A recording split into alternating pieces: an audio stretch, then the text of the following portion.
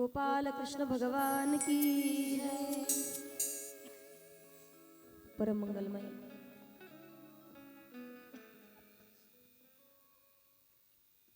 जीवाचं परम कल्याण करणारी, साधकाला भक्ती सुखामध्ये नाहू घालणारी, मुक्ती मोक्ष सहज आपल्या उंजळीमध्ये बहाल करणारी श्रीमद भागवत महापुराण कथा आणि या महायज्ञामध्ये उपस्थित सर्व श्रीकृष्ण भक्तांचं अंतःकरणपूर्वक स्वागत आहे। सर्वप्रथम भागवत भगवंताच्या चरणावरती वंदन करेल। भगवान बालकृष्णलाल यांच्या मूर्तीला वंदन करून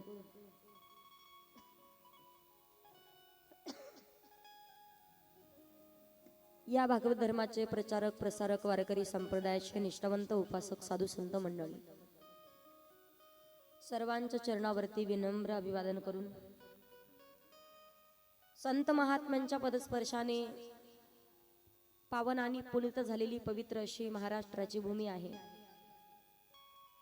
आणि या महाराष्ट्राच्या मातीमध्ये श्री क्षेत्र बठाण बुद्रुक या नगरीमध्ये चालू असलेला श्रीमद भागवत कथा महायज्ञ सोहळा माननीय श्री रावसाहेब पाटील दानवे यांच्या अभिष्ट चिंतन सोहळ्याच्या निमित्तानं माजी केंद्रीय मंत्री भारत सरकार अतिशय सुंदर असं केलेलं पवित्र असं कार्यक्रमाचं आयोजन आहे।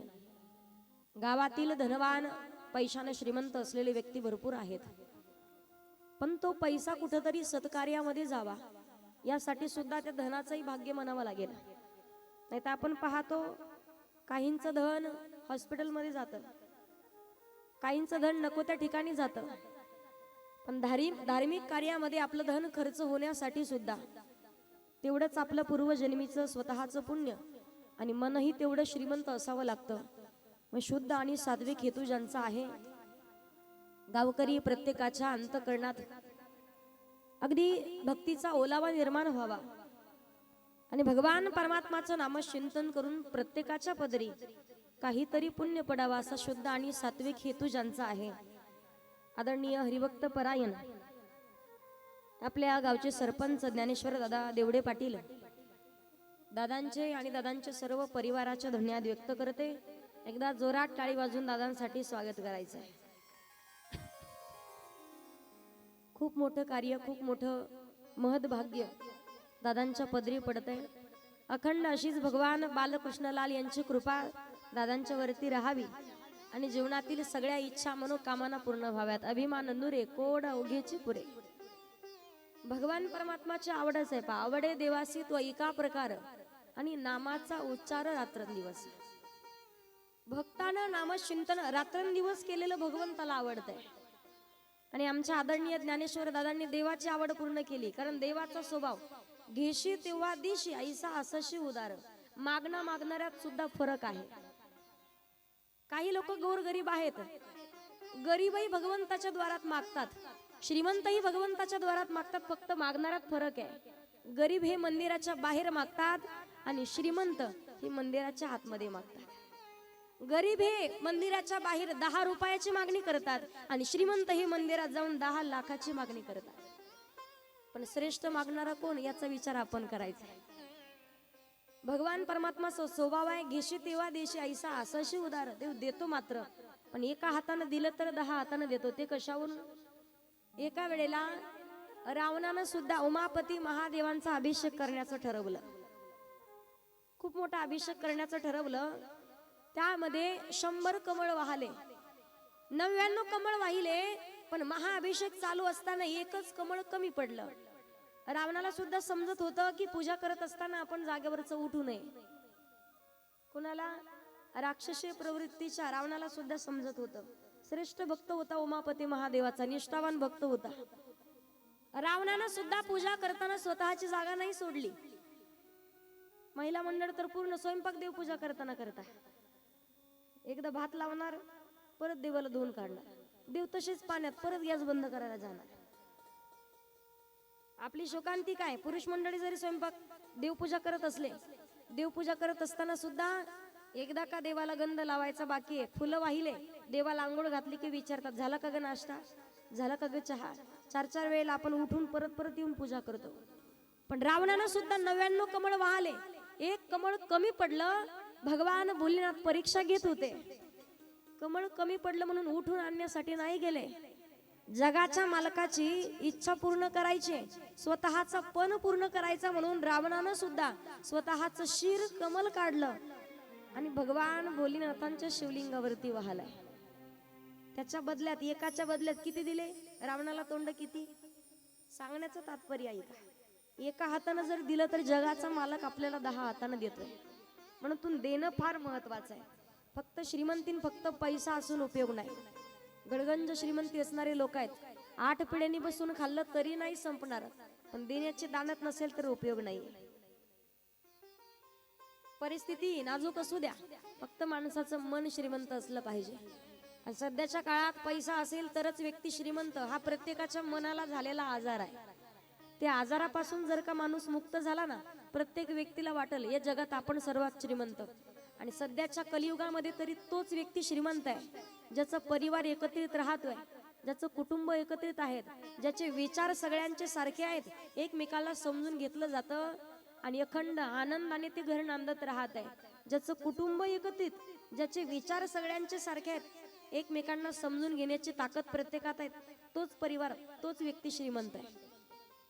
पैसा किती असू द्या, 3-3 गोळ्या खाऊन सुद्धा काही जणांना झोपेच्या झोपा येत नाही. पोत्याने पैसा काय करता? गोरगरीबच आहे, रोज कष्ट करून पोटभर अन्न खातो, सकाळ संध्याकाळ दुपार. कोणी घेऊन जाईल का कशाची चिंता नाही, निवांत झोपतो. जिथं अंग टाकेल तिथे झोप लागते.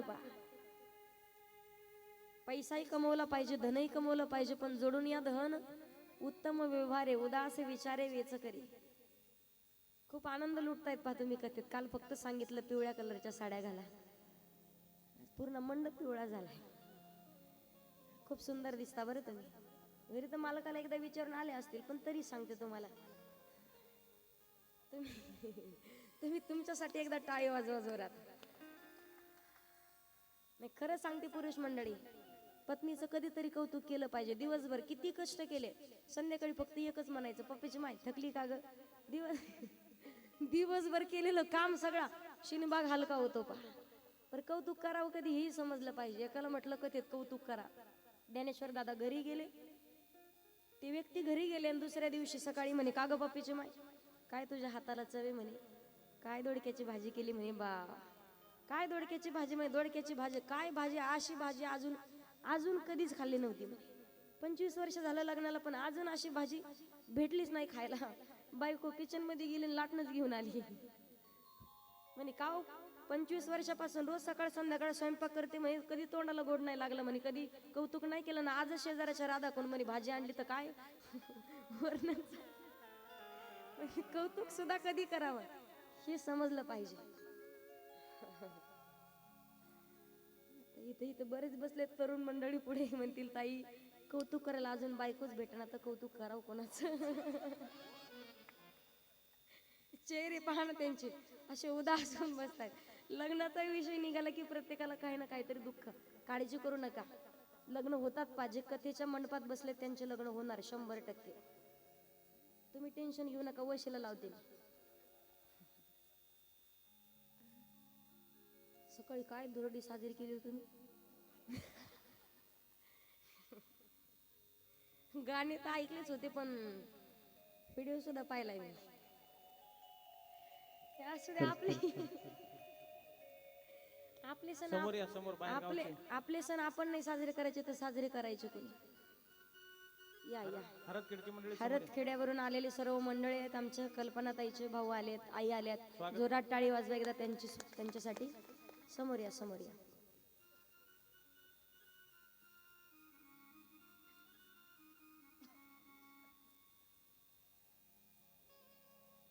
आज कथेसाठी आवर्जून उपस्थिती आहे पहा. जे ढोलक वादक आहेत, महाराष्ट्रात खूप मोठं नाव आहे.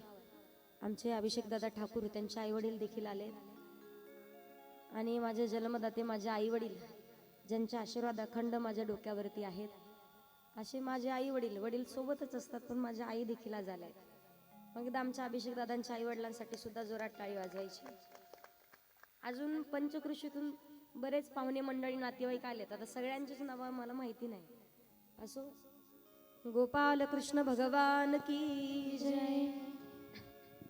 याचा अर्थ असा नाही बरं, तुम्हाला व्हिडिओ पाहायला म्हणजे दुःख वाटून घेऊ नका. पाहिला आपला आनंद आपणच घ्यायचा असतो. आपल्या सणाचा आपण नाही साजरा करायचा तर कोणी घेतला आनंद. पण कथेला आलाय तुम्ही हे मोठं कौतुक आहे तुमचं.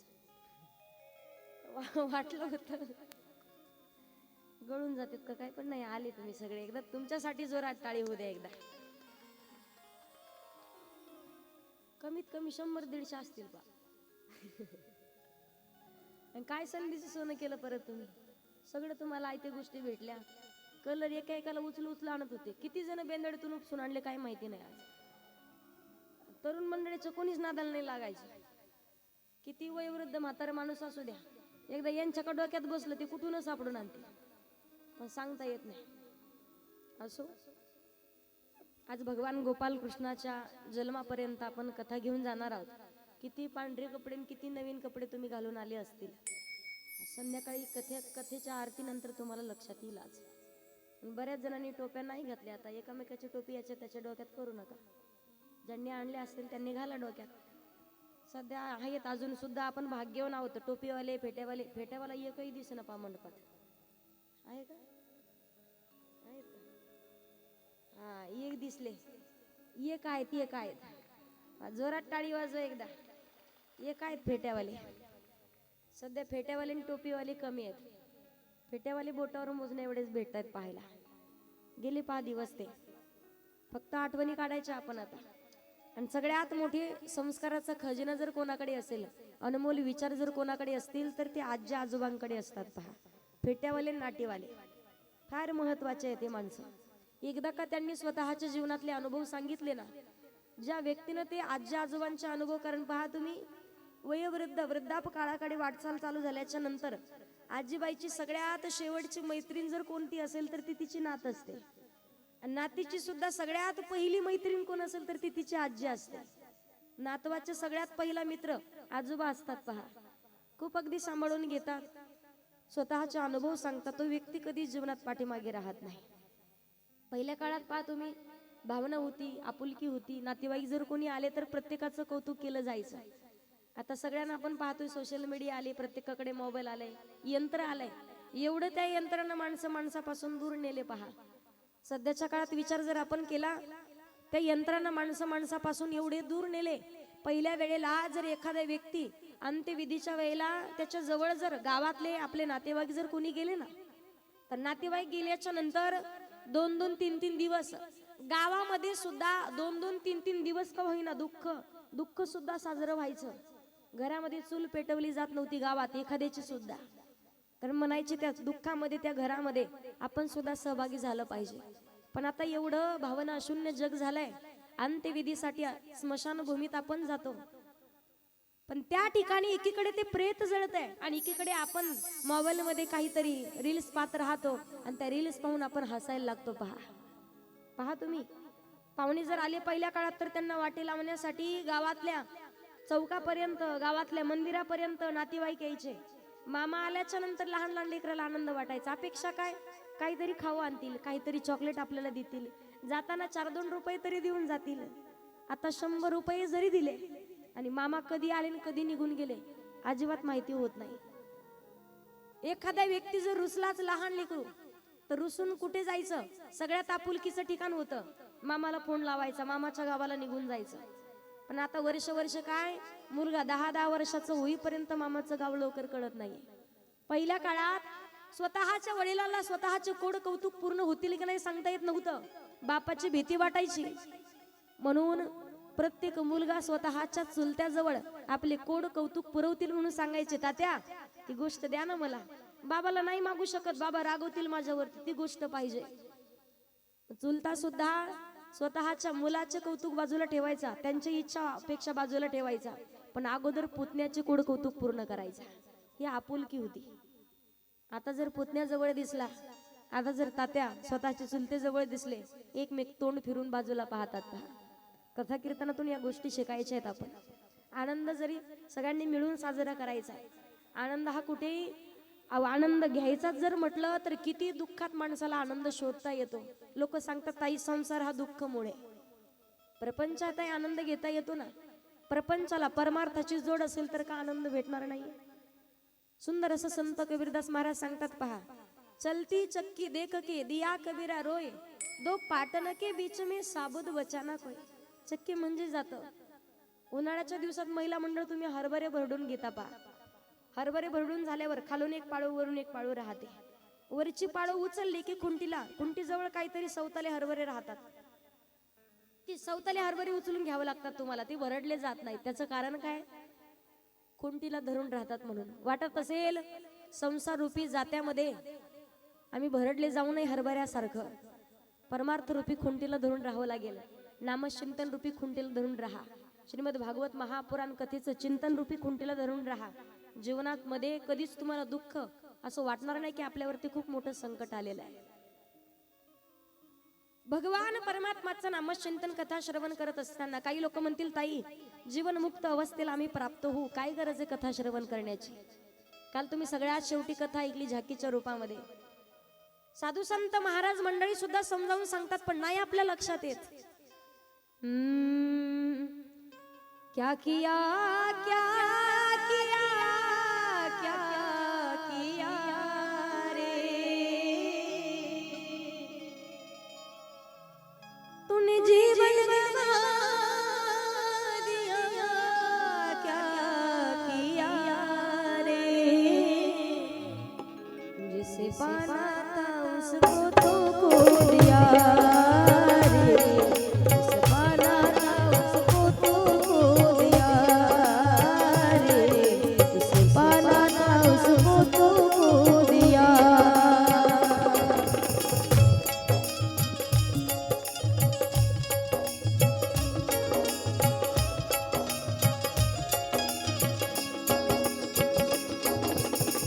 अमृत को छोड़ा पिता है शराब रे, भगवान के नाम से मुंह मोड़ लिया. ओ अमृत को छोड़ा पिता है शराब रे, भगवान से नाम का मुंह मोड़ लिया. क्या किया क्या किया रे, क्या किया क्या किया रे, तूने जीवन गवा दिया, तूने जीवन गवा दिया, क्या किया रे जिसे पाना था उसको तो खो दिया रे, जिसे पाना था उसको तो खो दिया. अमृत को छोड़ा पिता है शराब रे, भगवान से नाम का मुंह मोड़ लिया. सगळ्यांना माझा प्रश्न आहे पहा,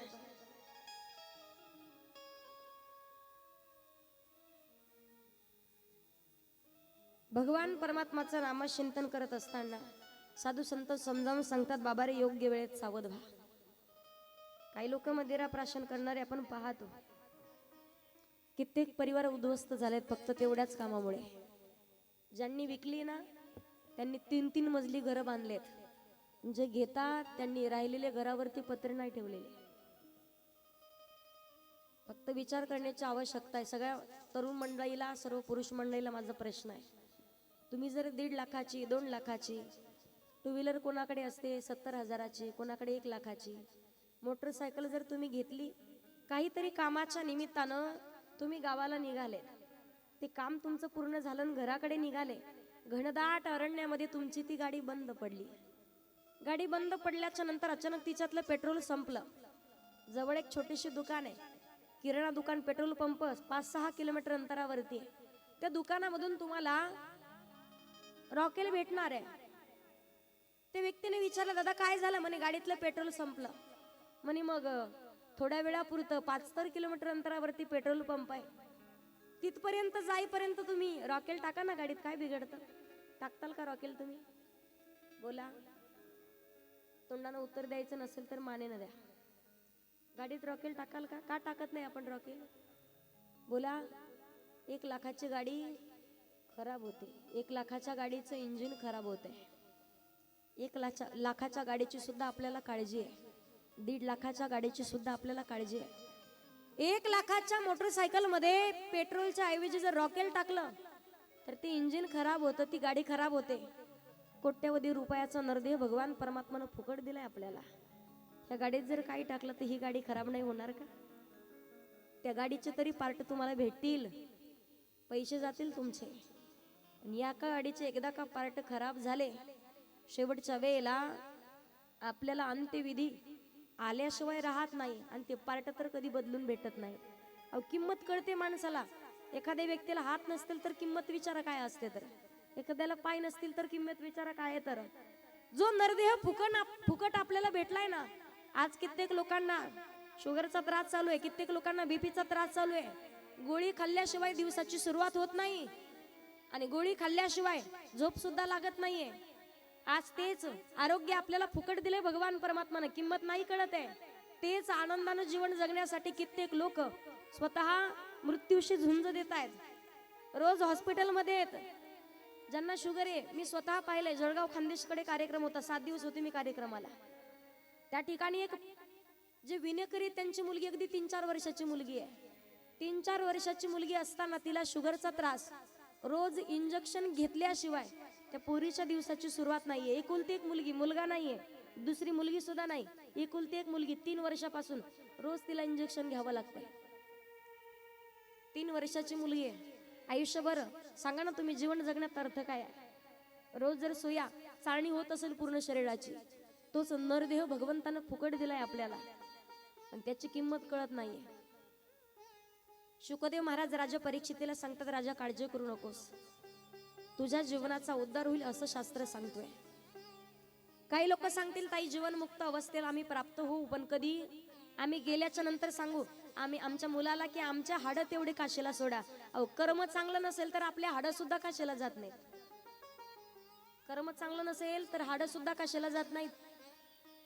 7 पिढ्यांनी बसून खाल्लं तरी प्रॉपर्टी नाही संपणार. पंचकृषीत याच्यासारखा श्रीमंत माणूस नाहीये. काहीतरी दुःखद घटना घडली, त्याच्या लक्षात आलंय 2-4 दिवसात आपला जीव निघून जाईल, प्राण त्याग होईल आपला. जीव निघून गेल्याच्या नंतर अगोदरच सांगतात स्वतःच्या पत्नीला, एक काम कर, 3 मुलं आहेत मला, माझ्या मुलाला सांग की माझी एकच इच्छा आहे शेवटची, मी गेल्याच्या नंतर तेवढे माझ्या हाडं काशीला सोडा. हाडं काशीला सोडा म्हटल्याच्या नंतर मुलानं काय केलं, लहान्या सुनबाईने एका पिशवीत हाडं भरले. लहानी सुनबाई होती, हाडं पिशवीत घातले आणि लहानी सून आणि लहान मुलगा आले रेल्वे स्टेशनला. रेल्वेमध्ये बसले, आले काशीमध्ये उतरले. गंगा मैयामध्ये स्नान करणार. वरच्या दिशेला पुरुष मंडळी स्नान करतात, खालच्या दिशेला महिला मंडळ स्नान करतात. जशी लहान्या मुलानं पिशवी उचलली, याला माहितीच नाही हाडाची पिशवी कोणती करंजाची पिशवी कोणती. पिशवी उचलली, आलं गंगा मैयात स्नान केलं, ती पिशवी टाकली. त्याला वाटलं हाडं सोडले, म्हातारं सोडलं. आले ना गावाकडे. 2 नंबरचं जरा आगाव होतं पा. ते म्हणे म्हातारा जाऊ शकत नाही काशीला. चांगलं कर्म केलं, एवढं करामती होतं, कोणाचा 10वा सोडला नाही, कोणाचा 13 नाही, कोणाचा महिना नाही, सगळं खायचं आणि बायकोला खिशात घालून घरी घेऊन यायचं. एवढं करामती होतं. स्वतःच्या घरातला बंद पडलेला बल्ब मंदिरात आणून लावायचं, मंदिरातला चालू घरी घेऊन जायचं. कधीच बसलो, कधी गप बसलोच नाही. ते सगळ्याच पाठीमागं बसणार, तंबाखूचा विडा तोंडात, नुसतं डोळा त्याच्यावर, इथं कोणाची चांगली चप्पल आहे का. वर्षातून एकदा सप्ताह आला की वर्षभर पुरणारे चपले घरी घेऊन जायचं. एवढं करामती असताना 2 नंबरचा मुलगा म्हणे हे म्हातारा कधी काशीला जाऊ शकत नाही म्हणे. पिशवी पाहिली, लहान्याला वाटलं म्हातारा मी काशीला सोडलं. 2 नंबरचा मुलानं ते पिशवी पाहिली, हाडाची पिशवी घेऊन आलं. म्हणे तुला वाटलं का म्हणे म्हातारा गेलं नाही म्हणे, हे बघ म्हातारा पिशवीत परत आलं. सगळ्यात मोठा मुलगा म्हटला पोरांचा, बापाचा माझा जीव जास्त होता म्हणे, वडिलाचा, मी सोडतो म्हणे बाबाला काशीला. मोठ्या पोरानं हाडं पिशवीत नाही घातले, तेच हाडं मिक्सरच्या भांड्यात घातले, बारीक बुकटी केली आणि ती बुकटी एका डब्बीत भरली. डब्बी घातली खिशात मोठ्या मुलानं. रेल्वे स्टेशनला आले, 2 जण आले, जुग जुग जुग जुग कुठं काशीला. काशीमध्ये उतरले. गंगा मैयात स्नान करणार. वरच्या दिशेला पुरुष मंडळ, खालच्या दिशेला महिला मंडळ. मोठ्या मुलानं आंघोळ केली, खिशातून डब्बी काढली, जशी हाडाची डब्बी काढली तशी ती गंगा मैयात टाकली. चांगलं कर्म नसेल तर हाडं काशीला जात नाही हे सांगायचं. त्याच समान रेषेला मोठी सुनबाई स्नान करत होती. तिनं असा गंगात पाणी घेण्यासाठी असा गंगा मैयात हात घातला. जसा हात घातला तशीच ती डब्बी मोठ्या सुनबाईच्या हातात. तिला वाटलं गंगा मैयानं मला प्रसाद दिला. अशी लपून ठेवली, पॅक हातात धरली, सोडलीच नाही तिनं. मालकाला सुद्धा नाही दाखवली म्हणे, डायरेक्ट ब्राह्मण बोला दाखायच्या. डब्बी पिशवीत घातली, आले ना गावाकडं. कपाट होतं, कपाटामधलं आतमधलं लॉकर, त्यात पिशवीत पिशवी, पिशवीत पिशवी, 7-8 होत्या. आतमध्ये ती डब्बी ठेवली. 2 नंबरचा मुलगा म्हणे दाखवा पिशवी. पिशवी पाहिले तर कुठं म्हातारं सापडतंय. म्हातारं सोडलं म्हणे काशीला. मनामध्ये खंत वाटायचीच, म्हातारं गेलंच कसं काशीला, पिशवीत कुठंच सापडेना ना. म्हणे आता तुमच्या हाताने गेलं तर मोठ्या जोडीच्या हाताने पूजा करू म्हणे आणि पितृदोषातून मुक्त होऊ म्हणे. म्हातारं गेलं काशीला. मोठा मुलगा आणि मोठी सून बसा म्हणे तुम्ही पूजेला. बसले ना पूजेला, पूजा करण्यासाठी बसले. पूजा चालू असताना सगळी पूजा आटपली. ब्राह्मण बुवा म्हणे आता आणा प्रसाद. प्रसाद म्हटलं की मोठ्या सुनबाईची ट्यूबलाईट पेटली. ती म्हणे माय ब्राह्मण बुवा थांबा म्हणे, ह्या काय प्रसादाचं घेऊन बसले म्हणे, गंगानं मला प्रसाद दिलाय म्हणे, आलेच आता घेऊन येते. गेली ना डब्बी आणायला. कपाट उघडलं, लॉकर काढलं, पिशवीत पिशवी, पिशवीत पिशवी, 7-8 उघडल्या. 2 नंबरच्या मुलानं पाहिली ती पिशवी, डब्बी. म्हणे वहिनी डब्बी द्या. डब्बी हातात घेतली म्हणे मी प्रसाद वाटतो. डबे घेऊन आलं म्हणे दादा उठ म्हणे, झालं का? अरे उठ म्हणे पाठवून. झालं काय? तुला सांगितलं ना उठ, तुला वाटलं पूजा, म्हातारं सोडलं, उठ म्हणे पूजा. अरे झालं काय? पूजा करायच्या पात्रतेचं नाही म्हणे, तू उठ इथून आली. मग सांगतो आज झालं काय ते तर सांग. अरे काय उपयोग नाही झाला म्हणे, एवढा खर्च करून पूजा करून, उठ तू आधी नंतर सांगतो. आज झालं काय ते तरी सांग म्हणे. तो म्हणला तुला वाटलं का दादा म्हातारं गेलं? म्हातारं काशाला नाही गेलं म्हणे, हे बघ डब्बीत म्हातारं परत आलं. मला सांगायचंय, कर्म चांगले नसतील तर आपले हाडं सुद्धा कधी कशाला जाऊ शकत नाही. त्यासाठी चांगलं कर्म करा. कारण जगी जीवनाचे सार घ्यावे जाणून सत्वर, जैसे ज्याचे कर्म तैसे फळ देतो रे ईश्वर. जैसे ज्याचे कर्म तैसे फळ देतो रे ईश्वर. जैसे ज्याचे कर्म तैसे फळ देतो रे ईश्वर.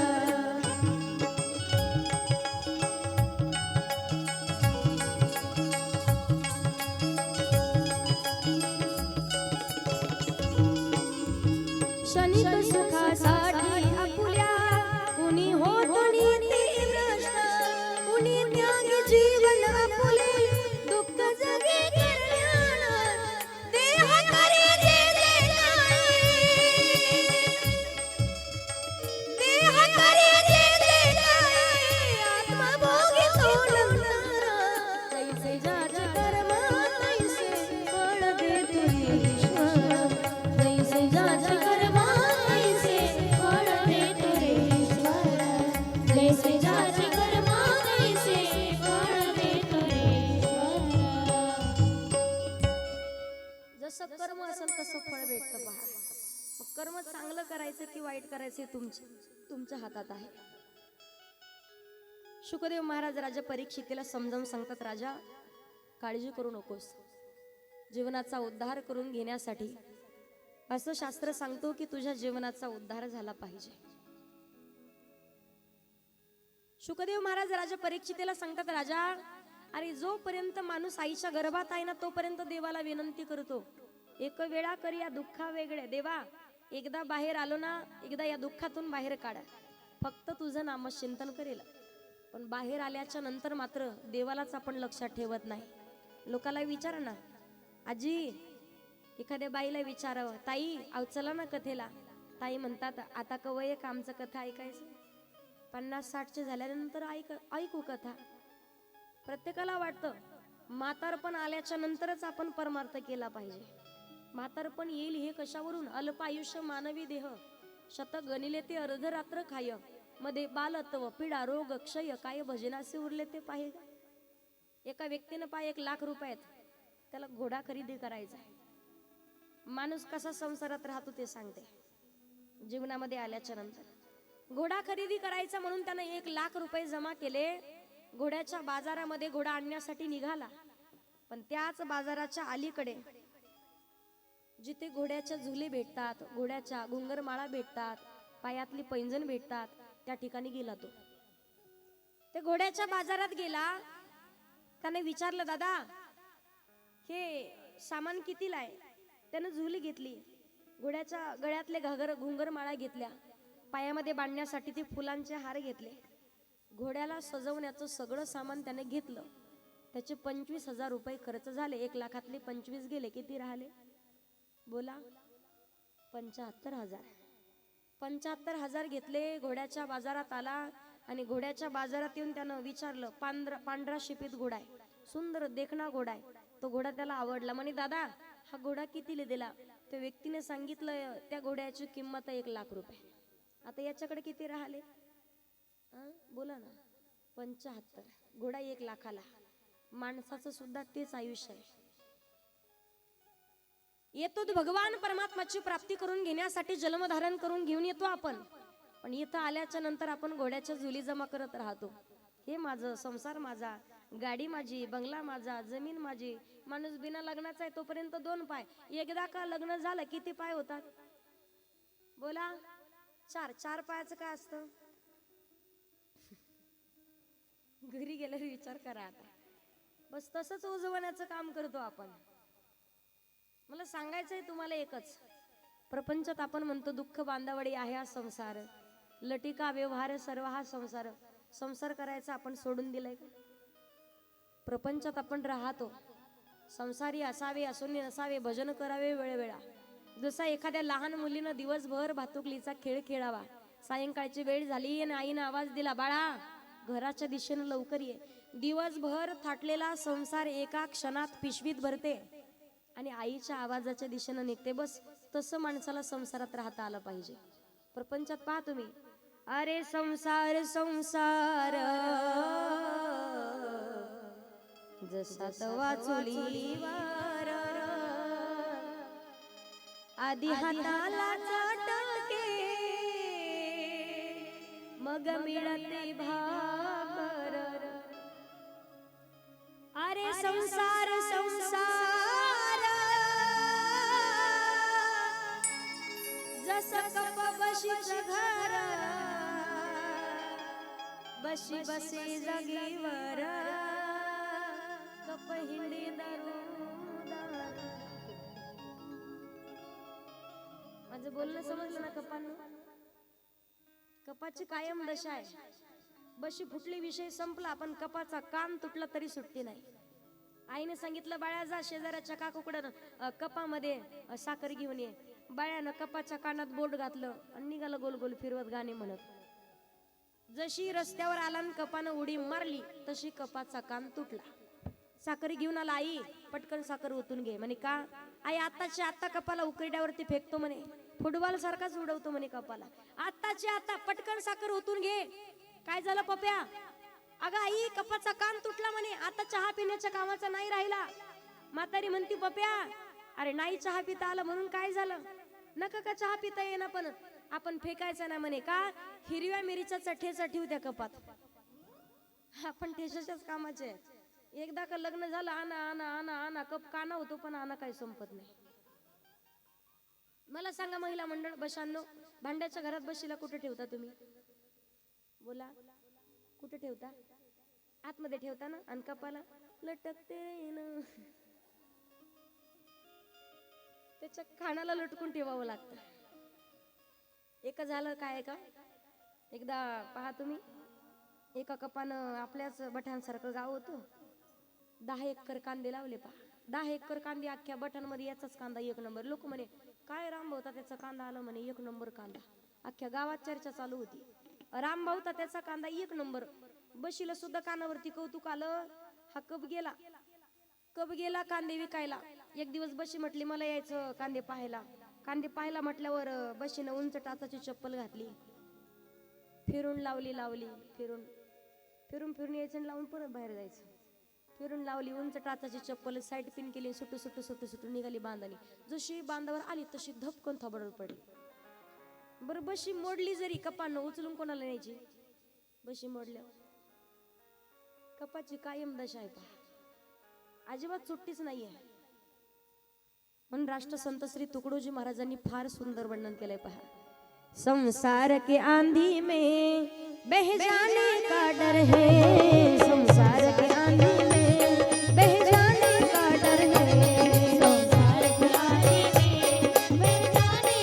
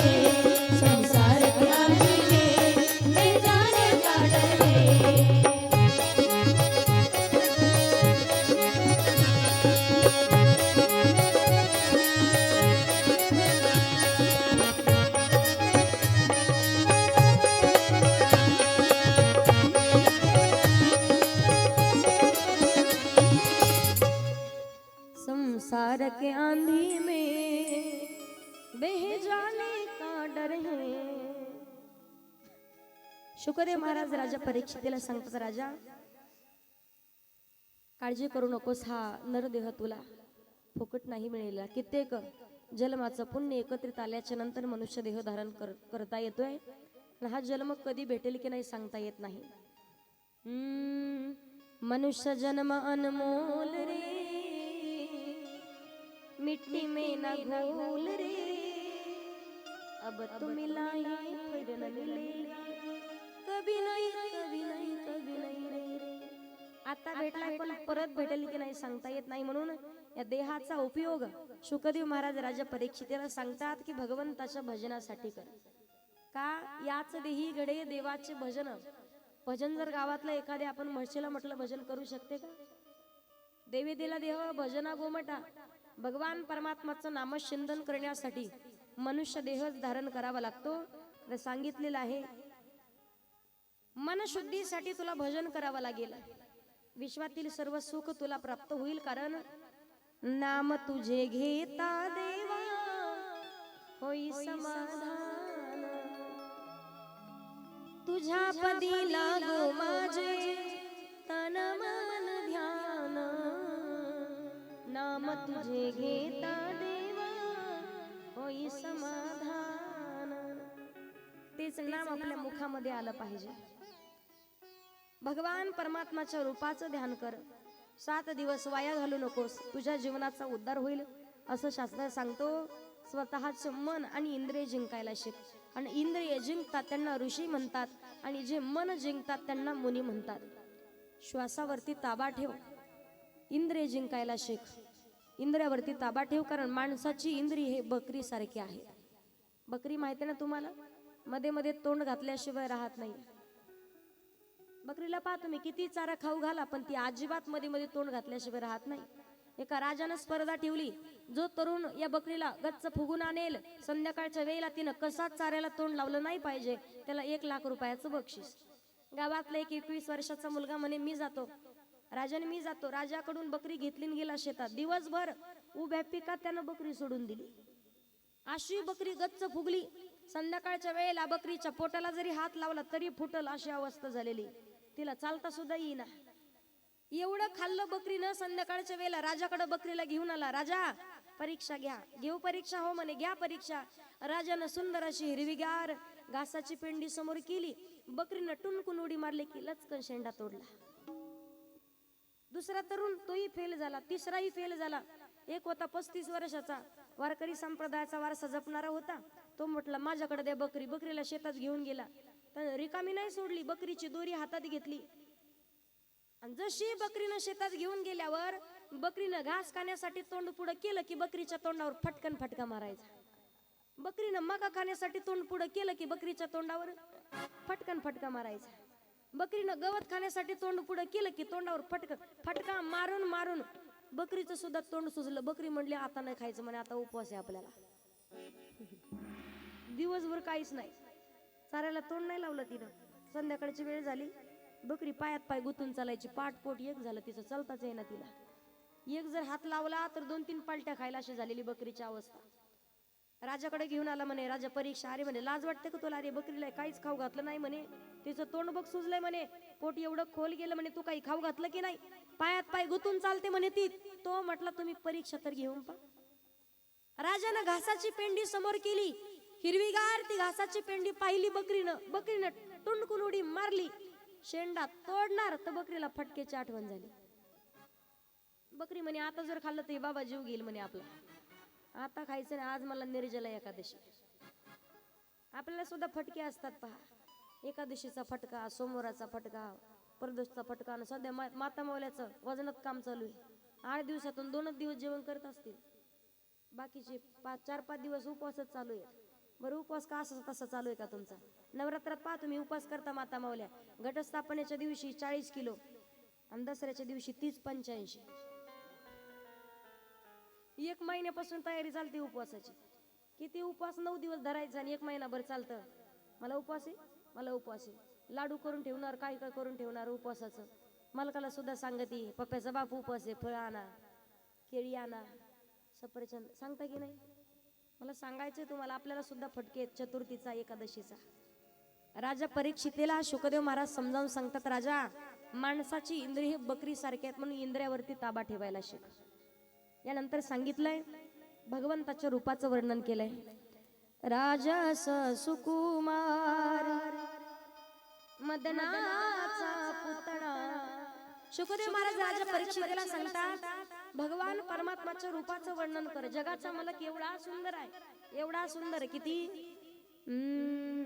सुंदर ते ध्यान उभे विटेवारी, सुंदर ते ध्यान करकटे करकटे ठेवोनिया, सुंदर ते ध्यान उभे विटेवारी, सुंदर ते ध्यान. तुळसी हार गळा कासे पितांबर, आवडे निरंतर, आवडे निरंतर हेची ध्यान, सुंदर ते ध्यान. शुकदेव महाराज राजा परीक्षितेला सांगतात, भगवंताच्या रूपाचं वर्णन कर. यानंतर सांगितलंय, चतुश्लोकी भागवताचं ज्ञान ब्रह्मदेवाला झालं.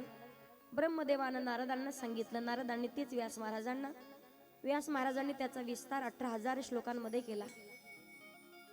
आणि तेच व्यास महाराजांपासून शुकदेवांच्या पर्यंत आणि शुकदेवांपासून राजा परीक्षितीपर्यंत पोहोचलाय.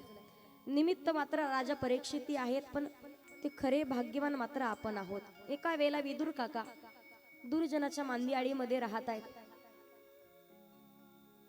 दुर्योधन जो आहे पांडवांना त्रास देत आहेत. त्यासाठी एक दिवस पांडवांची शिष्टाई करण्यासाठी विदुर काका दुर्जनाच्या मांदियाळीमध्ये राहतात, पण स्वतःचं सज्जनत्व कधीच नाही सोडलं. दुर्योधनाकडे गेले, सांगितलं, दुर्योधना, अरे पांडवांना त्रास देऊ नका, पांडवांना त्रास देऊ नका. असं सांगितल्याच्या नंतर दुर्योधन सांगतो, काका मंत्री आहात तर मंत्रीपदीच राहा, आमच्या मध्ये मध्ये करू नका. विदुर काकांना वाईट वाटलं, तिथून निघाले. हस्तिनापूरच्याच बाजूला ज्या वेळेला विदुर काकांनी एक छोटीशी झोपडी तयार केली आणि त्या झोपडीमध्ये विदुर काका आणि त्यांच्या पत्नी सुलभा माता राणी राहत आहेत. काही कालांतराच्या नंतर हस्तिनापूर मध्ये भगवान गोपाल कृष्ण आलेले आहेत. राजसिंहासनावरती ज्या वेळेला पाहिलं, भगवान परमात्माला रथामध्ये बसलेलं पाहिलं, विदुर काकानी सुलभा माता राणी त्याचा उंच करू करू पाहायचे, देव आपल्याकडे पाहिल का, आपल्यावरती नजर टाकेल का. पण जगाच्या मालकाला पैशाने किती श्रीमंत माणूस याच्याकडे लवकर नजर नाही पडत, पण अंतकरणातला शुद्ध भाव असेल ना, त्या व्यक्तीच्या वरती मात्र नजर पडल्याशिवाय राहत नाही. विदुर काकांनी उंच टाचा करून भगवंताकडे पाहत आहेत, जगाचा मालक आपल्याकडे पाहिल का. सुलभा माता राणीला सांगत असताना भगवान गोपाल कृष्णाची नजर विदुर काकांच्या वरती पडली. एवढे आनंदाने उड्या मारतात आणि एक इच्छा व्यक्त करतात, सुलभा, अगं तोच भगवान परमात्मा गोपाल कृष्ण आपल्या घरी येईल का ग. त्या ठिकाणावरून भगवान परमात्मा दुर्योधनाकडे आले. दुर्योधना, अरे पांडवांना त्रास देऊ नको, खूप काही प्रॉपर्टी नाही मागत आहे, पण 5 पांडवांना कमीत कमी 5 गावं तरी दे.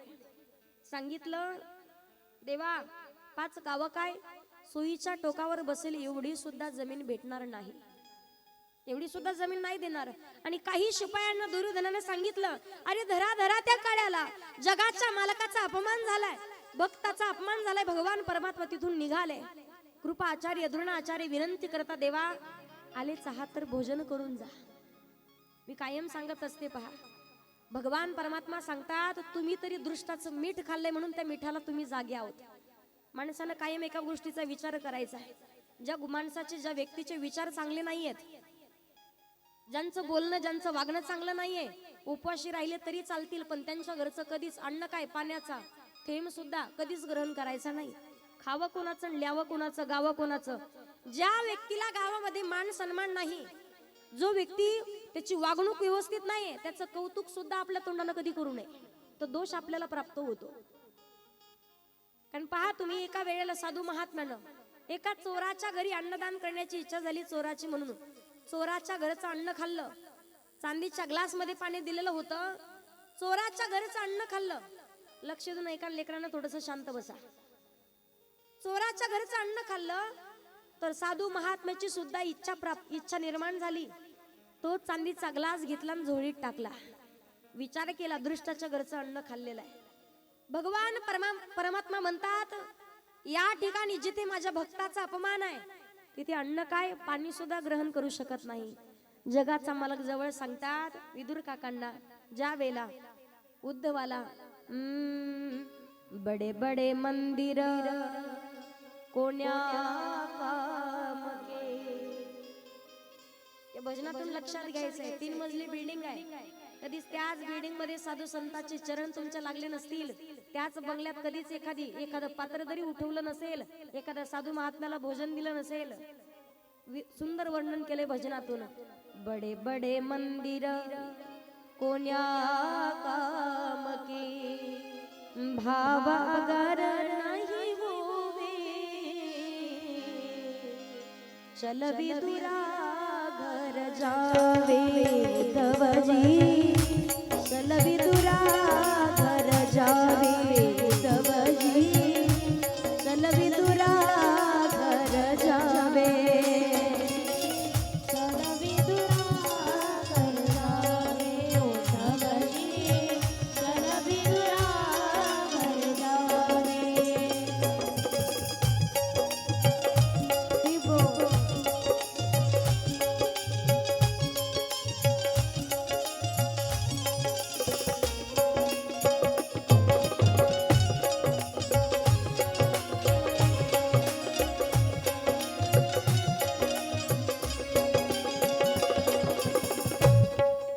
बड़े बड़े मंदिर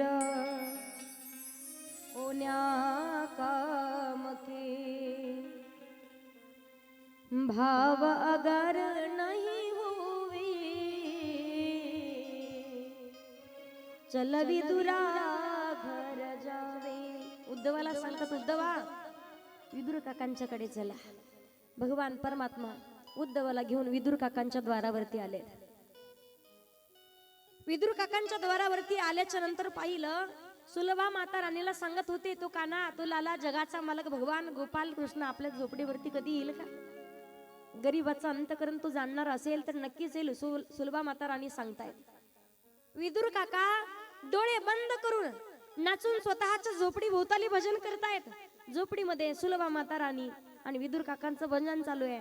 गोविंदो मेरो हे गोपाल मेरो हे, गोविंदो मेरो हे गोपाल मेरो हे. भगवान परमात्माने विदुर काकांना पाहिलं भजन करताना, अंतकरण भरून आलं.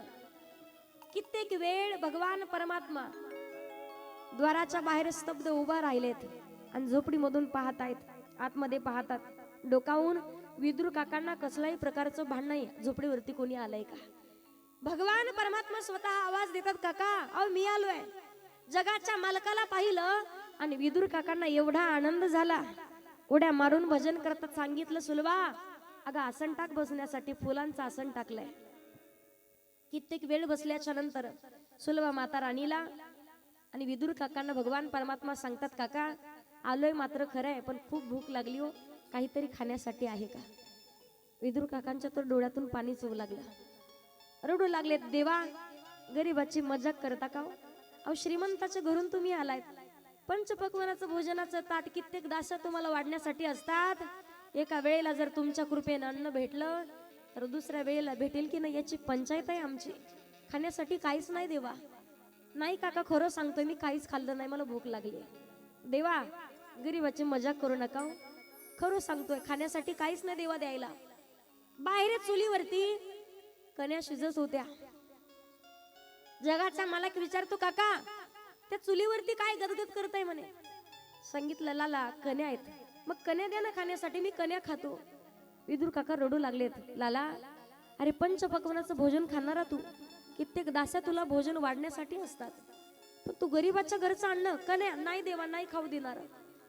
कण्या दिल्या असत्या रे देवा, पण त्या कण्यामध्ये ना पाणी जास्त झालंय आणि कण्या कमी पडल्यात, पातळ कण्या झाल्यात, नाही देऊ शकत तुला. बरं नाही वाटत रे देवा, श्रीमंताच्या घरून आलोय, पण गरीबाची मजाक नको करू.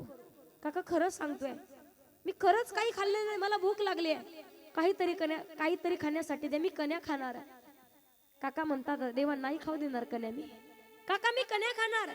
जगाचा मालक जेच आसनावरतून उठाले, धावत पडत गेले, कण्याचं पातेलं घेतलं, केळीचं पान अंथरलं आणि केळीच्या पानावरती त्या कण्या टाकल्या.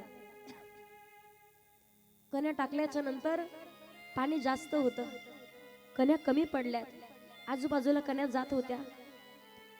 काका सांगतात लाला तुला सांगत होतो ना, का ना सांगत होतो मी, कण्यात पाणी जास्त आहे, कण्या कमी आहेत, नाही खाता येणार.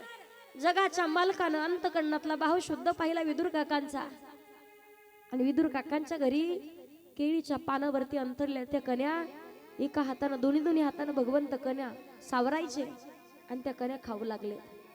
विदुर काकांच्या डोळ्यातून गळगळ अश्रू वाहतात. देवा किती अभागी आहे रे, किती दुर्भाग्य आहे. जगाचा मालक स्वतः होऊन चालत माझ्या झोपडीवरती आलाय, खाण्यासाठी काहीतरी मागतायत, पण खाण्यासाठी काही देऊ शकत नाही. सुलभा माता राणी केळी देऊ लागल्यात, गाभा स्वतः खातात, साली भगवान परमात्माला. विदुर काकांनी पाहिले, सुलभा काय करतेस, देवाला तू साली खाऊ घालतेस. स्वामी चुकलं माझं, देहभान विसरून गेले. भगवान परमात्माला गाभा खाऊ घालू लागले, पण जगाचा मालक सांगतात काका जी चव त्या सालीत होती ना, तीच चव आता या गाभ्यात सुद्धा नाही राहिलेली. जगाचा मालकाला प्राप्त करायचं असेल तर काहीच नाही लागत दादा, फक्त अंतकरणातला भाव पाहिजे. प्रभू रामचंद्र 14 वर्षाच्या वनवासाला गेलेत, पण भिल्ल कुळात जन्माला आलेली शबरी मातीची उष्टी बोरं खाल्ली देवानं. तुम्ही किती श्रीमंत, तुम्ही किती गरीब, देवाला घेणं देणं नाहीये. अंतकरणातला फक्त भाव शुद्ध पाहिजे, थोर प्रेमाचा भुकेला आणि हाची दुष्काळात याला. काका सांगता देवा नाही देऊ शकत काही खाण्यासाठी. जगाच्या मालकानं कन्या सुद्धा खाव्यात. विदुरा घरच्या भक्षुनी कन्या परमानंदी झाला. मनमोहन मुरली वाला, मनमोहन मुरली वाला, मनमोहन मुरली वाला, नंदाचा लबेला, मनमोहन मुरली वाला, नंदाचा लबेला, मनमोहन मुरली वाला, मनमोहन मुरली वाला.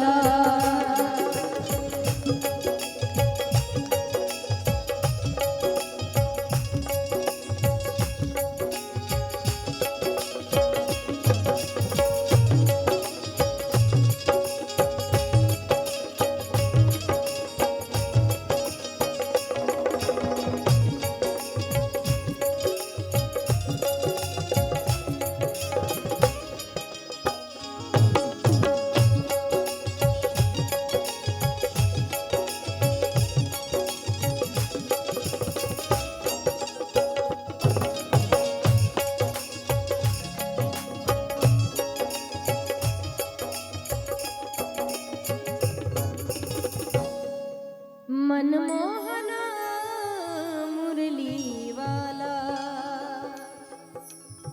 मनमोहन मुरली वाला, नंदाचा लबेला, मनमोहन मुरली वाला. अंतकरणात फक्त भाव शुद्ध पाहिजे. कधी कधी लोक सांगतात पहा ताई आमच्या घरी आलात जेवणासाठी, गरीबाची चटणी भाकरी गोड करून घ्या. श्रीमंताच्या घरची पुरणपोळी खाण्यापेक्षा सुद्धा ज्याच्यात भाव शुद्ध नाही, गरीबाच्या घरची चटणी भाकरी सुद्धा पुरणपोळीपेक्षा सुद्धा चांगली असते पहा. माणूस फक्त मनानं श्रीमंत पाहिजे, पैशानं श्रीमंत असून उपयोग नाही. माणसाच्या मनाला झालेला आजार आहे, पैसा असेल तर आपण श्रीमंत आहोत. जगाच्या मालकानं सुद्धा पैशाने विचार नाही केलेला. श्रीमंताच्या घरचं तुम्ही सोन्याच्या ताटात देता की चांदीच्या ग्लासात पाणी देता, घेणं देणं नाहीये. फक्त एखाद्याचा आत्मा शांत करणं आणि अंतःकरणातून श्रद्धायुक्त अंतःकरणानं त्या व्यक्तीचा फक्त आत्मा शांत करणं आणि त्याला पोटभर भोजन देणं एवढंच आपलं कर्तव्य आहे. दुसरं काहीच करण्याची आवश्यकता नाही. जगाचा मालक भगवान परमात्मा विदुर काकांच्या झोपडीवरती जाऊन विदुर काकांच्या झोपडीतील विदुर काकांच्या कन्या खातायत. ही चरित्र कथा ज्या वेळेला राजा परीक्षिती श्रवण करतायत, राजा परीक्षितीच्या लक्षात आलं, मन भरून आलं की या भक्तांच्या चरित्राकडे पाहिलं तर आपलं चरित्र काहीच वाटत नाही, आपल्यापेक्षा सुद्धा श्रेष्ठ आणि महान आहेत. त्यानंतर देवहूतीची कथा येते. आकुती नावाची मुलगी रुची नावाच्या प्रजापतीला देण्यात येते. त्यांना यज्ञ नावाचा मुलगा झाला. दक्षना नावाची मुलगी त्यांना पत्नी म्हणून मिळावी. यानंतर दक्षाला कन्या, दक्षाची 13 क्रमांकाची कन्या, तिचं नाव सती. सती ही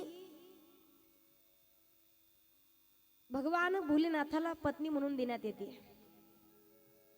पण दक्षाला प्रजापती हे पद भेटलं.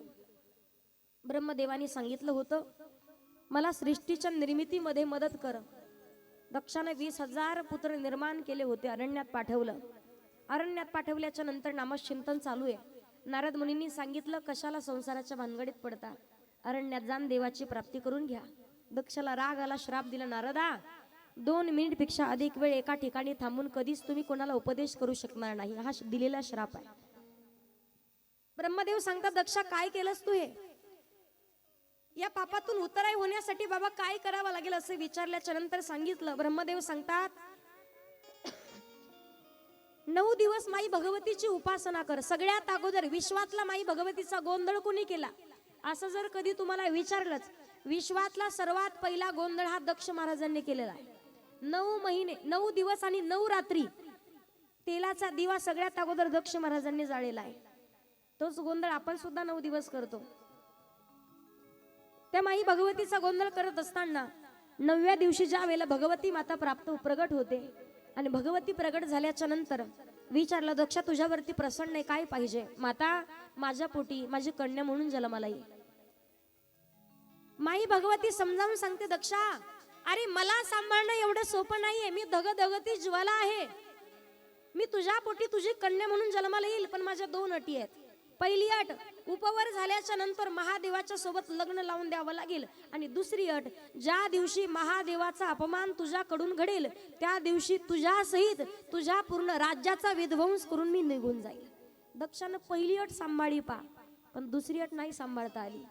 उपवर झाल्यावर लग्न लावून दिलं महादेवाच्या सोबत, पण दुसरी अट दक्षाला प्रजापती पद भेटलं. सर्व देव देवता सभेमध्ये आल्याच्या नंतर उठून उभे राहिले. महादेवाला समाधी लागलेली आहे. समाधीस्थ असताना दक्षानं पाहिलं माझा जावाई उमापती महादेव पण माझा आदर सन्मान करण्यासाठी उठून उभा नाही राहिला. राग आला. सूड घेईल सूड भावनेनं दक्ष महाराजांनी महायज्ञाचं आयोजन केलं. त्या महायज्ञामध्ये सर्व देवतांना आमंत्रण दिलेलं आहे, पण इकडे महादेवाला मात्र आमंत्रण नाही, निमंत्रण दिलेलं नाही. महादेवाला सांगितलं नाही, सतीलाही सांगितलेलं नाही. ज्या वेळेला लक्षात आलं सर्व देव देवता आकाश मार्गे निघालेत, पण नारद मुनी जाताना पाहिले. सती मातेने विचारलं कुठे चाललायत. सांगितलं सती तुमच्या पित्याच्या घरी महायज्ञ आणि तुम्हाला सांगितलं नाही का. पहा तुम्ही सख्या भावाचं जर भांडण असेल आणि नेमकं त्या भावाच्या मुलीचं लग्न ठराव, ज्याचं भांडण तिसरं जातं मध्ये आणि या दोघांच्या मध्ये काडी लावून देण्याचं काम करणार. आम्हाला काय बोलायचं त्याला. काल तर म्हणत होता त्याने बहिणीचं भावा स्वतःच्या मुलीचं किती उत्साहात लग्न केलं, थाटात केलं तरी नाही आपण पाऊल टाकणार, कशाला त्याला पत्रिका देता म्हणे असं सांगणार. आणि समोर जाऊन दुसऱ्या भावाला म्हणणार अहो काय खरं तुमच्या भावाचं, कालच म्हणत होता काही झालं तरी जमल, अख्ख्या गावातले लोक येतील माझ्या आनंदामध्ये सहभागी होतील, पण कशाला त्याला पत्रिका म्हणे. अजिबात त्याला पत्रिका देणार नाही. आले तरी सुद्धा जात नाही. दोघांच्या मध्ये भांडण लावून देण्याचं काम करतात. सती माता आणि दक्ष महाराज यांच्यामध्ये नारद मुनी सांगतात तुम्हाला आमंत्रण नाही का, तुम्हाला बोलवलंही नाही का. सर्व देव देवता निघालेत. सती मातेनं पाहिलं, तिथून निघून आल्या आणि उमापती महादेवाला सांगतात स्वामी तुमच्या सासऱ्याच्या घरी महायज्ञाचं आयोजन केलंय म्हणे. आता सतीला म्हणता आलं असताना माझ्या बापाच्या घरी पण नाही म्हटल्या, तुमच्या सासऱ्याच्या घरी महायज्ञ आहे आणि त्या महायज्ञामध्ये आपल्याला आमंत्रण नाही, पण जावं मात्र लागेल, कारण तुमचं नातं ही सासरा जावयाचं नातं आहे. आजच्या दिवशी भगवान भोलेनाथ सतीला समजावून सांगतात की एका वेळेला ब्रह्मसभेमध्ये दक्ष महाराजांना वाटलं की माझ्या जावयानं माझा अपमान केलाय. मी अपमान केला नव्हता, पण तरी सुद्धा वाटलं माझ्या जावयानं माझा अपमान केलाय, म्हणून सूड भावनेनं महायज्ञाचं आयोजन केलेलं आहे. आपल्याला बोलवलं नाही सती. सती म्हणते स्वामी तुमचं नातं ही सासरा जावयाचं नातं आहे, आपल्याला बोलवण्याची काय गरज आहे म्हणे. तुमचं नातं सासरा जावयाचं नातं आहे, हे जपलं तर टिकल आणि ताणलं तर तुटल्याशिवाय राहणार नाही. नाते सुद्धा माणसाचे तसे आहेत, दोऱ्यासारखे आहेत. एखादा धागा जर जास्तच ओढला तर दोरात ओढलेला दोरात तुटतो पहा. सगळ्यांना माझा प्रश्न आहे, एकदा तुटलेला दोरा परत जोडता येतो का? बोला ना. येतो ना जोडता? जोडता येतो, पण मध्ये गाठ बनत असते. एकदा का नातं तुटलं, किती जोडण्याचा प्रयत्न करा, वेळोवेळीला त्या गाठी उद्भवल्याशिवाय राहत नाही.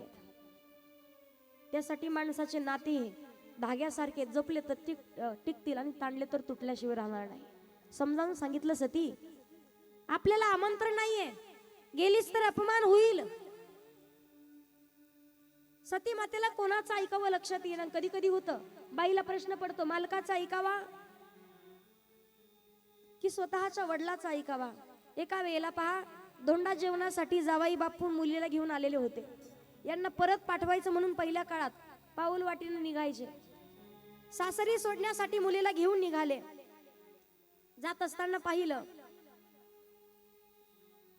एक ज्वारीची शेती दिसली. समोर जावाई बापू चालतायत, मध्ये मुलगी चालते आणि पाठीमागे सासरे. ज्वारीची शेती पाहिली आणि तेवढ्यात जावाई बापू म्हणतात, सासरे बुवा.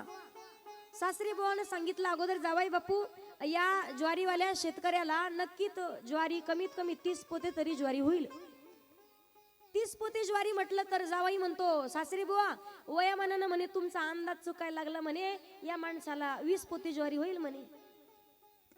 म्हातारा सासरा म्हणायचा 30 पोते आणि जावाई म्हणायचा 20 पोते. लागलं ना दोघाचं भांडण. जावाई बापू, अहो 30 पोत्यापेक्षा एक वंजळ भरही कमी नाही ज्वारी व्हायची. जावाई म्हणायचं, सासरी बुवा 20 पोतेपेक्षा जास्त एक वंजळ भरे नाही होणार. यांचे 30 पोते 20 पोते 30 पोते. दिपाड देहाच्या जावयानं म्हातारा सासरा खाली पडला आणि छातीवर बसला. सासरे बुवा म्हणा 20 पोते. जावाई बापू, जीव गेला तरी चालल पण 30च पोते. आता आपण म्हणत नाही का, माळ्याचे मकान कोल्ह्याचे भांडण. भांडण लागलं ना जोरात, जीव जायची बारी आली यांची, पण तरी ऐकच ना. जावाई बापू काही करा तुम्ही, या माणसाला 30 पोत्यापेक्षा कमी एक वंजळ भरही ज्वारी होणार नाही. जावाई म्हणायचा, सासरे बुवा या माणसाला 20 पोत्यापेक्षा जास्त वंजळ भरही नाही. दोघांचं भांडण लागलं, पण मुलीला कळणार नेमकं समजावून सांगावं कोणाला. मालकाला सांगाव की वडिलाला सांगाव. तेवढ्या ती बापाला म्हणे, बाबा अहो कशाला तुम्ही त्यांच्या नादी लागले म्हणे, द्या सोडून. अहो खालीन पानं तुमची पाठ घासून घासून लाल झाली. तिचं नाव होतं वसू.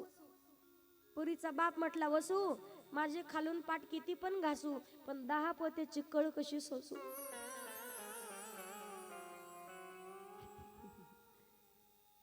तशी अवस्था होते पा कधी. नेमकं ऐकावं कोणाचं तेच कळत नाही.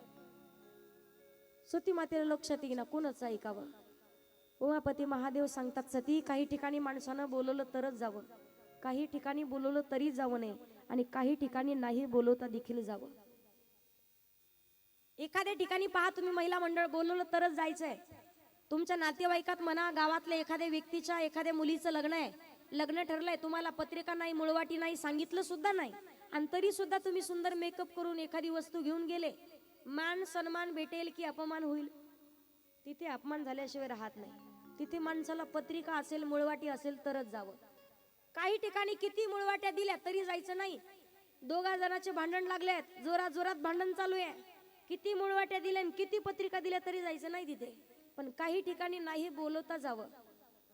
आता काही काही लोक म्हणतील, ताई ज्ञानेश्वर दादा आमचे गुरुजींनी सुंदर कथेचं आयोजन केलंय, तुम्हाला गुरुजींनी तर कथेला बोलवलंय, पण आम्हाला सांगितलं सुद्धा नाही, फोन नाही केला. आता त्यांनी तुम्हाला कथेला बोलवलं काय? त्यांच्या पोरीचं लग्न नाही, लग्न असलं भाई ते सांगतील तुम्हाला. पण इथं माणसानं कोणीच, प्रत्येकाला आपोआपल्या जीवनाच्या उद्धाराची काळजी पाहिजे. एवढ्या सहजासहजी भेटत नाही. जीवनाच्या उद्धाराची काळजी असेल तर कधीच कोणी बोलवण्याची वाट नाही पाहणार. आणि या ठिकाणी भगवान परमात्मा स्वमुखाने सांगतात, माझे भक्त गाती जेथे आणि नारदामी उभा तेथे. या ठिकाणी साक्षात भगवान परमात्मा विराजमान आहे. आणि इथे कोणीही बोलवण्याची वाट कधी पाहायची नाही. काही ठिकाणी माणसानं नाही बोलवता जावं. सतीला किती समजावून सांगितलं तरी लक्षात येत नाही. उमापती महादेव सांगतात, गुरुच्या घरी शिष्याला, मित्राच्या घरी मित्राला आणि पित्याच्या घरी पुत्राला कधी बोलवण्याची आवश्यकता नाही. सती म्हणते, स्वामी मग मला माझ्याच बाप्पाच्या घरी बोलवण्याची काय गरज आहे? माझ्या पित्यानं सांगावं, तुमचं नातं हे टिकून ठेवण्यासाठी मला जावं लागेल. सती मातेनं उमापती महादेवाचा शब्द डावलला आणि तिथून निघाल्या. शब्द डावलला, तिथून निघाल्या. पिता भवन जब गई भवानी, पिता भवन जब गई भवानी, नक्षत्रास का उन सन्मानी, नक्षत्रास का उन सन्मानी. श्री राम जय राम जय जय राम, श्री राम जय राम जय जय राम, श्री राम जय राम जय जय राम, श्री राम जय राम जय जय राम, श्री राम जय राम जय जय राम, श्री राम जय राम जय जय राम, श्री राम जय राम जय जय राम, श्री राम जय राम जय जय राम. पिता भवन जब गई भवानी, नक्षत्रास काहून सन्मानी. ज्या वेळेला सती माता उमापती महादेवाचा शब्द डावलून निघाल्यात, वाटलं होतं पित्याच्या नगरामध्ये गेल्यावर आदर सन्मान स्वागत करण्यासाठी सर्व एकत्रित येतील. कोणी तर आलं नाही स्वागत करण्यासाठी. बहिणींनी अवहेलना चालू केली. का ग, तुझ्या मालकाच्या डोक्यातून पाणी गळत होतं, अजून थांबलं की नाही? कोणी म्हणावं स्मशानभूमीमध्ये राहत होता, अजून घर वगैरे बांधलं की नाही?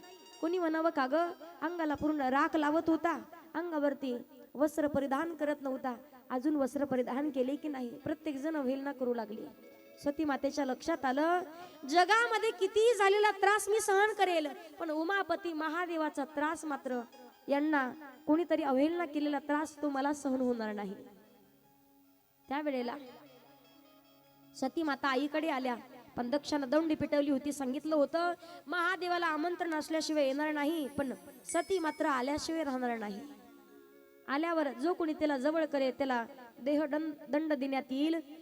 ज्या वेळेला स्वतःच्या पित्याकडे सांगण्यासाठी गेली, बाबा हे चुकीचं करताय तुम्ही, तुमचं नातं हे सासरा जावयाचं नातं आहे, काहीतरी गैरसमज झालाय तुमच्यामध्ये, हा गैरसमज दूर करणं फार महत्वाचं आहे, हे नातं टिकून ठेवणं फार महत्वाचं आहे, समजावून सांगितलं. पण दक्ष महाराज सांगतात, सती अगं माझी एकुलती एक कन्या ऐश्वर्यामध्ये राहणारी, दे सोडून त्या महादेवाला आणि माझ्याकडे येऊन राहा, आयुष्यभर तुला आनंदात सांभाळतो. हे कधीच कोणत्याच बापानं कोणत्याच पोरीला सांगायचं नाही. एखादी सासू जोरात बोलली, सासरा जोरात बोलला की फोन कर, गाडी घेऊन लगेच न्यायला येऊ, तुम्ही तिला पुराल, पण कुठपर्यंत? तुम्ही जिवंत आहे तोपर्यंत. ज्या दिवशी तुम्ही या जगातून निघून जाल आणि तिची भाऊजाई त्या घरात येते, खरा वनवास त्या दिवशी चालू होतो त्या बाईचा. त्यासाठी कोणी सांगायचं नाही. थोडा त्रास झाला की फोन करा, मी घेण्यासाठी येऊ. किती त्रास झाला असं सांगतात पहिल्या काळातले महिला, किती त्रास झाला मुलीला तरी तो त्रास कधीच ती स्वतः माहेरात सांगत नव्हती, कारण तिला माहिती होतं बापानं लोकांचं कर्ज काढून माझं लग्न लावून दिलंय. आता जर मी झालेलं दुःख, झालेला त्रास जर सांगितला ना, तर माझे आई वडील आत्महत्या करून जीव देतील. सासूबाई फार त्रास द्यायची, सासरे आता तेवढा त्रास राहिलेला नाहीये. 100तून एखाद्या दोघींच्या घरी तसं आहे. आता वनवास सासवांचा चालू झालाय, सोनायचं नाही.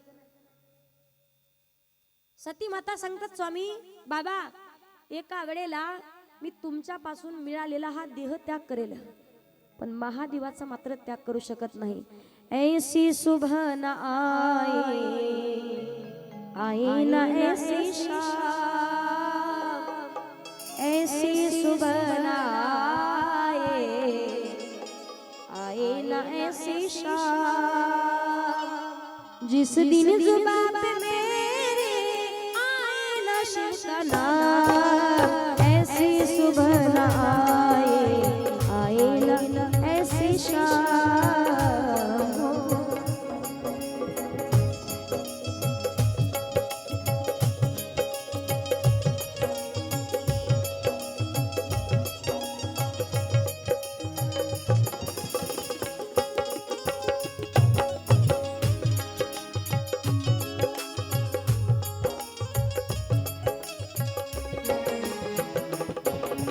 मन मंदिर में वासाई तेरा, तेरी छवि बसाई, प्यासी आत्मा बन के जोगन तेरी शरण में आई। मन मंदिर में वासाई तेरा, तेरी छवि बसाई, प्यासी आत्मा बन के जोगन तेरी शरण में आई। तेरे ही चरणों में पाया, तेरे ही चरणों में पाया मैंने ये विश्राम। ऐसी सुबह न आए ना ऐसी शाम, जिस दिन जुबां पे मेरे, जिस दिन जुबां पे मेरे आए ना शिव का नाम, ऐसी सुबह न आए ना ऐसी शाम हो। मन मंदिर में वासाई तेरा, तेरी छवि बसाई, प्यासी आत्मा बन के जोगन तेरी शरण में आई। तेरे ही चरणों में पाया, तेरे ही चरणों में पाया मैंने ये विश्राम। ऐसी सुबह न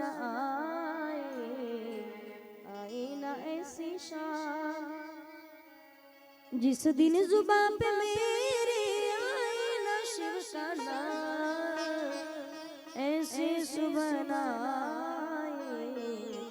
आए ना ऐसी शाम। त्यावेळेला सती माता स्वतःला योग गंगेत लीन करून घेतात। उमापती महादेवाच्या कानावरती बातमी पोहोचली। उमापती महादेव जटा आपटता तिसरा डोळा उघडला, वीरभद्राची उत्पत्ती होते। दक्ष महाराजांचं मी करणारं मस्तक उडवून टाका असं सांगितल्याच्या नंतर आदेश दिला आणि मी करणारं मस्तक उडवलं। दक्षाला बकऱ्याचं मस्तक बसवलं। दक्षाच्या पूर्ण राज्याचा विध्वंस केला। सती माता निघून गेल्या। ती अग्नीत स्वतःला लीन करून घेतायत। गोपाल कृष्ण भगवान की यानंतरची कथा आहे अर्थार्जनासाठी ध्रुव बाळाची एक सुंदर अशी कथा आहे। ती कथा आपण पाहू सगळ्यांनी। आज जास्त वेळ भजन नाही होणार, 2 मिनिट फक्त भजन होईल आणि नंतर 1-2 फुगड्या होतील। भजन घ्यायचं का फुगड्या घ्यायच्या? डायरेक्ट फुगड्या। सगळ्यांनी थोडंसं पाठी मागे सरका, कारण कृष्ण जन्म झाल्याच्या नंतर आपल्याला पावले खेळायचे, त्यामुळे मधलं भजन न घेता 1-2-4 फुगड्या होतील आणि परत आपण आपली कथा चालू करू। पाठीमागे सरकून बसा थोडंसं। इथे लहान लेकरं फक्त मध्ये। गोपाल कृष्ण भगवान की जय।